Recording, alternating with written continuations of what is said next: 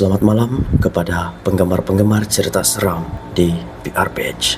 Segala penceritaan dalam video ini adalah berdasarkan kisah benar yang telah dikongsikan kepada saya oleh follower-follower saya, dan saya merahasiakan identiti sebenar mereka ataupun kamu. Sebelum Anda meneruskan untuk mendengar cerita seram saya pada malam ini, jangan lupa sediakan kopi Anda, dan yang paling penting, sambungkan earphone di telinga Anda untuk lebih syok. Selamat malam kepada pendengar-pendengar di halaman BR Page. Kisah seram pendek ini dikongsikan daripada follower saya, di mana kisah ini terjadi sekitar tahun 2019 yang lalu. Dan kisah ini berlaku di daerah Kota Marudu di Kampung Bonsadan. Nama saya Lisa, bukan nama sebenar saya.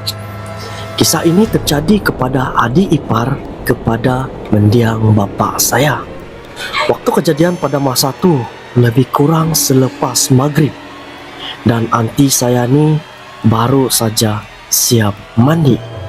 Setelah anti saya naik di rumah, tiba-tiba anjing dia menyalak, tidak berhenti-henti. Anti saya pun cakap dengan anjing dia. Yalah, biasalah sabahan kan. Kalau sabahan, dia akan cakap dengan benda tu, walaupun benda tu tidak pandai bagi respon balik sama kita. Tapi anjing dia tu tidak juga berhenti menyalak atau menggonggong. Anti saya hairan. Selalunya bila dia tegur anjing dia tu akan terus diam menyalak atau berhenti menggonggong. Tapi kali ini anjing dia ni terus menyalak tanpa henti-henti menyalak. Kemudian anti saya ni pergilah dekat tingkap rumah dorang. Dia mau tengok tu anjing, kenapa anjing dia tidak berhenti-henti menggonggong. Anti saya pun tengoklah anjing dia melalui tingkap rumah dorang. Tingkap rumah dorang ni style yang old school punya, yang lama sudah, bukan yang macam sliding window macam sekarang. Bila anti saya melihat anjing dia ni menyalak sambil melihat ke arah pokok. Pokok tu betul-betul berada dekat dengan tingkap rumah dorang ni. Lalu anti saya pun lihatlah ke arah pokok tersebut.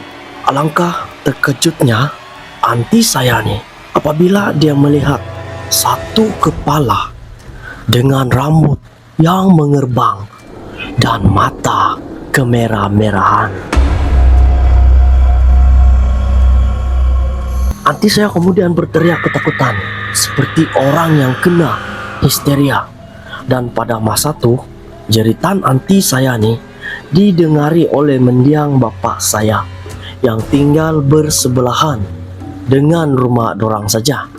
Mendiang bapak saya kemudian berlari ke rumah anti saya, dan masa bapak saya tengah berlari mau pergi rumah anti saya tu, dia melihat benda tu terbang lari dari arah belakang rumah anti saya.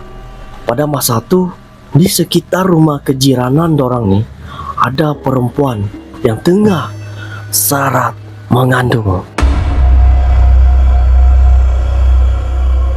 Mendiang bapak saya cakap benda tu memang akan cari orang yang tengah syarat mengandung atau orang yang datang haid, tapi benda tu akan takut sama manusia juga. Sekian penceritaan dari halaman BR Page. Jika Anda ada perkongsian, bolehlah kongsikan kepada saya menerusi Gmail saya ataupun menerusi laman Facebook page saya Borneo Reaction. Dan jangan lupa subscribe YouTube channel saya Selvin Junior dan follow Facebook page saya Borneo Reaction. Dan jangan lupa share kepada teman-teman Anda di luar sana untuk lebih banyak cerita seram tengah malam Anda. So bertemu lagi kita di next penceritaan saya. Dan next perkongsian kisah benar cerita seram tengah malam Anda.